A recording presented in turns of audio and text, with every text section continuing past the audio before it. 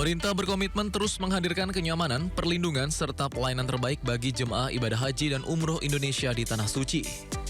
Di mana pemerintah Indonesia telah membeli hotel beserta lahan seluas sekitar 5 hektar di Mekah untuk dikembangkan sebagai perkampungan haji Indonesia. Hotel yang dibeli adalah Novotel Takir Mekah dengan kapasitas 1.461 kamar yang terdiri atas 3 menara. Fasilitas ini mampu menampung 4.383 calon haji Indonesia. Lokasinya sendiri dinilai sangat strategis, kurang lebih berjarak 2,5 km dari Masjidil Haram. Pemerintah sendiri merencanakan pembangunan tambahan 13 menara sehingga total kamar meningkat menjadi 6.025 kamar. CEO Danantara Rosan Ruslani menegaskan pembangunan kawasan kampung haji direncanakan dimulai pada kuartal 4 tahun 2026 ini.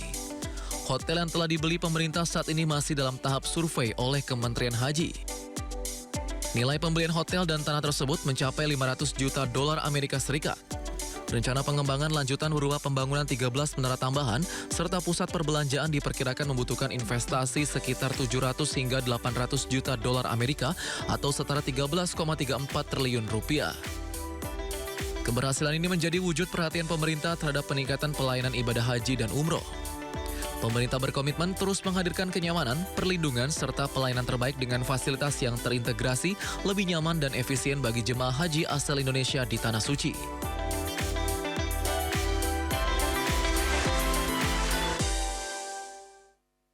Baik, kita akan membahasnya bersama pengamat haji dari Universitas Islam Negeri UIN Syarif Hidayatullah Jakarta. Ada Pak Ade Marfudin. Assalamualaikum. Waalaikumsalam warahmatullahi wabarakatuh. Ya, Pak Ade, kalau kita lihat keputusan ini ya, tadi menang bidding seperti itu. Apakah dari Anda sebagai seorang pengamat Pak Ade, apakah ini akan berdampak luas bagi penguatan ekosistem haji dan umroh di tanah air, Pak Ade? Ya, tentunya ini kan mimpi besar ya, mimpi yang cukup panjang baru akan direalisasikan pada tahun 2026 ini. Ya. Itu pun secara gradual bertahap, tidak sekaligus karena membangun kampung haji di negara Arab Saudi tidak semudah apa yang kita bayangkan. Investasi besar dengan lahan yang cukup luas tentunya perlu kehati-hatian dan diplomasi G2G dan juga ada B2B yang memang yang harus dilakukan intent oleh pemerintah. Dan dalam hal ini tentunya masyarakat Indonesia khususnya jamaah haji mempercayakan kepada pemerintah. Dalam hal ini adalah Kementerian Haji dan Umroh Indonesia lewat Danantara juga, karena tidak bisa dalam sebuah ekosistem haji dibangun oleh kekuatan hanya negara, hanya birokrasi. Harus melibatkan semua pihak, apalagi otoritas Arab Saudi sangat protektif terhadap investasi negara di luar Arab Saudi. Ini juga menjadi catatan. Nah, kita bersyukur alhamdulillah atas kerja keras, kekuatan diplomasi, hubungan baik itu ternyata sudah mulai ada titik terang bahwa awal tahun ini sudah ada bidding misalnya, juga sudah ada kesepakatan 5 hektar tanah yang akan dibangun di Arab Saudi. Ini berefek tentunya punya dampak luas nanti kepada penyelenggaraan ibadah haji. Maka saya katakan bahwa secara prediksi komprehensifnya bahwa efektivitas pembangunan kampung haji ini di Indonesia dan Arab Saudi dilihat mungkin bukan hanya sekedar biaya, tapi juga ini adalah sebuah strategi diplomasi pelayanan keagamaan sekaligus intervensi struktural jangka panjang. Oke, Pak Ade. Pelayanan integrasi perhajian. Oke, kalau pertanyaan mungkin yang paling sederhana yang bisa mungkin ditanyakan oleh masyarakat luas, Pak. Apa yang akan signifikan ketika ini diwujudkan? Apakah biaya lebih murah atau ada hal lain yang menurut Anda yang nanti bisa dirasakan oleh jamaah haji Indonesia? Ya, yang pertama tentunya adalah ini kan pasti berpengaruh kepada instrumen stabilitas biaya haji. Baik. Yang kedua ada menjadi pusat kendali kualitas layanan jamaah, menjadi sarana penguatan kedaulatan pelayanan haji Indonesia, dan juga adalah menjadi sebuah sustainable ekosistem, jadi keberlanjutan sistem ekosistem haji. Nah, ini juga akan terus saya kira manfaat yang akan nanti terkait dengan efisiensi biaya akomodasi ini yang akan cukup dirasakan. Maka dalam prediksi saya kalau ini terjadi dengan melihat perjalanan perhajian kita yang sudah puluhan tahun, itu adalah sistem sewa yang selalu fluktuatif. Kemudian ketergantungan pada vendor lokal, misalnya kemudian kenaikan harga di musim haji dan memang hukum pasar ekonomi berlaku, di mana ada pembeli, ada barang itu terjadilah rebutan dan harga siapa yang berani membeli tertinggi ya itulah akan dibeli. Maka dengan hadirnya kampung haji tentunya adalah pengelolaan jangka panjang akan semakin nampak, semakin terasa. Kontrak juga tidak lagi tergantung kepada vendor yang biasa dimainkan, dan standarisasi fasilitas akan terasa nyaman dirasakan oleh jamaah. Maka prediksi saya kalau ini terjadi, insya Allah akan terjadi, kampung haji ini bisa menekan angka 15-20% dari BPIH yang berjalan. Minimal 15-25% dari akomodasi khususnya perumahan. Ini juga menjadi efisiensi dari biaya akomodasi selama di Arab Saudi, dan pasti juga berpengaruh kepada biaya konsumsi dan logistik, dan juga adalah transportasi. Ini dia akan berputar pada ekosistem yang haji yang terus dirasakan, dinikmati oleh jamaah. Tapi tidak simsalabim ya. Tidak mungkin tahun ini, mungkin juga akan terus karena baru mau dibangun kan kuartal 4 ya Pak ya. Ya, ada mungkin jangka pendek 1-3 tahun itu apa yang dimanfaatkan, yang termanfaatkan, 4-7 tahun apa, mungkin juga 8-15 tahun yang akan datang apa yang akan dinikmati. Ini juga ada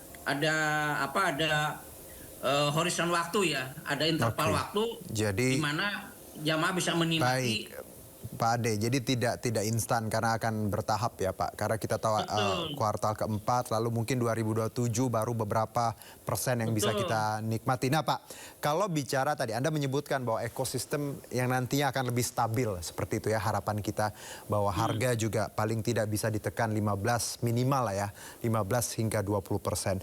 Dan kalau ini kita kan bicara haji Pak, tapi di luar itu jamaah umroh kita luar biasa. Haji rata-rata 221.000 per tahun, umroh menyentuh 1,5 juta jamaah. Apakah umroh juga akan bisa terdampak terkait pembangunan ini Pak?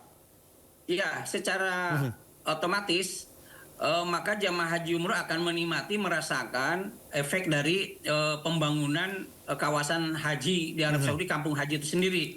Di mana hotel-hotel yang termasuk yang sekarang bidding ini kan otomatis secara kepemilikan sudah ada di tangan Indonesia. Maka umroh pada bulan setelah musim haji bisa digunakan oleh jamaah umroh. Maka tinggal asosiasi penyelenggara haji PPIU tinggal bagaimana kolaborasinya dengan Kementerian Haji Umroh untuk bisa menggunakan, memanfaatkan hotel tersebut, dan otomatis ini juga akan memangkas harga biaya umroh.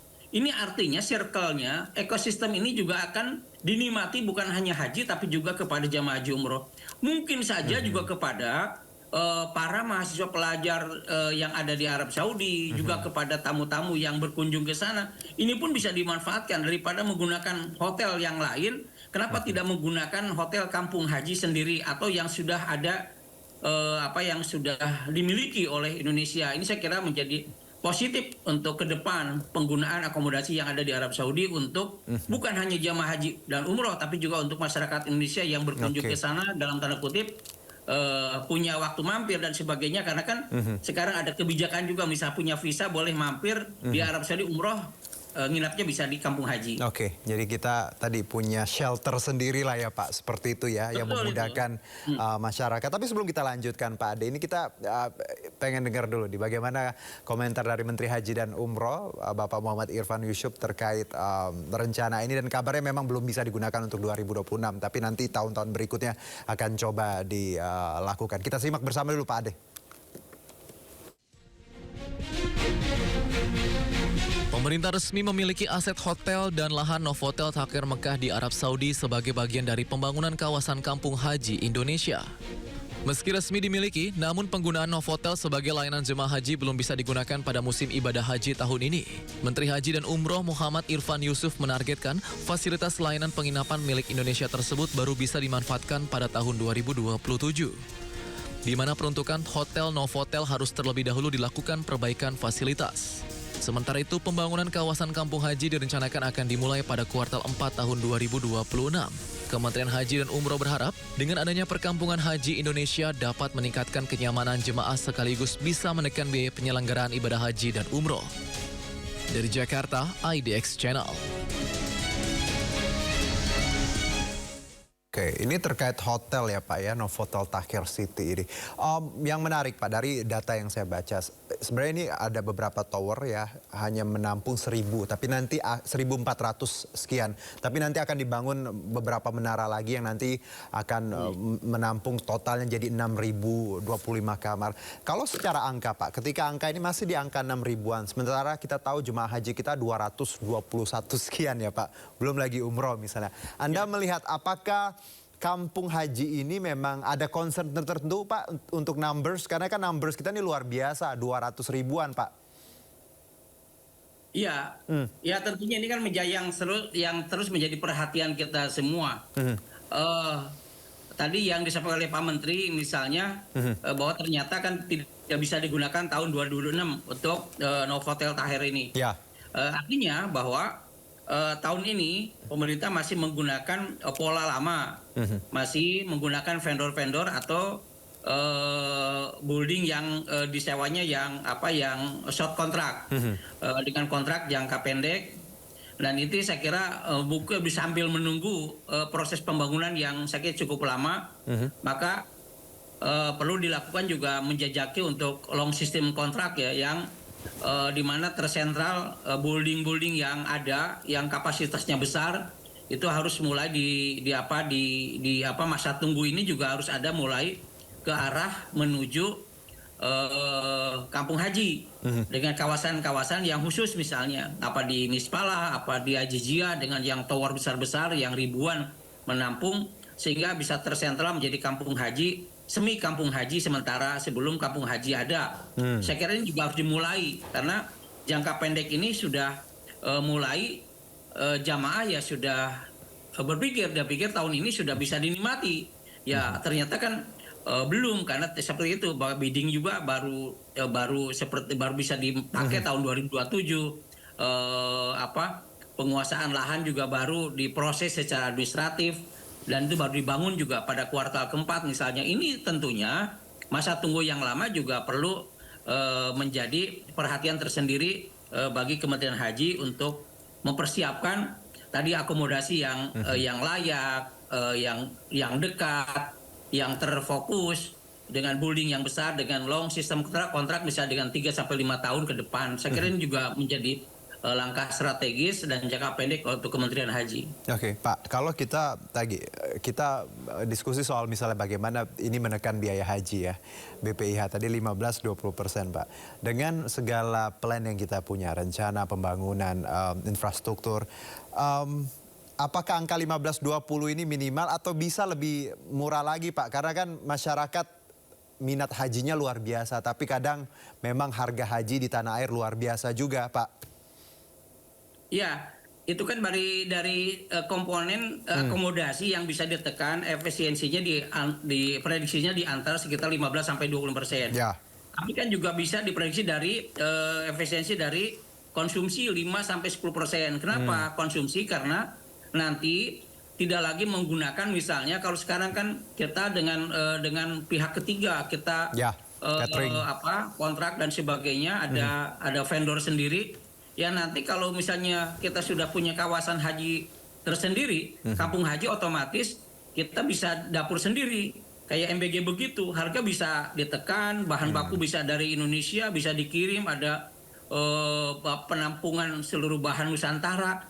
Ini otomatis juga akan menekan di angka efisiensi konsumsi dalam perkiraan 5-10% bisa terefisiensi. Nah ini juga dari aspek konsumsi. Kemudian juga dari biaya misalnya transportasi lokal pun akan semakin tidak terpakai lagi, kita kontrak dengan dengan nakobah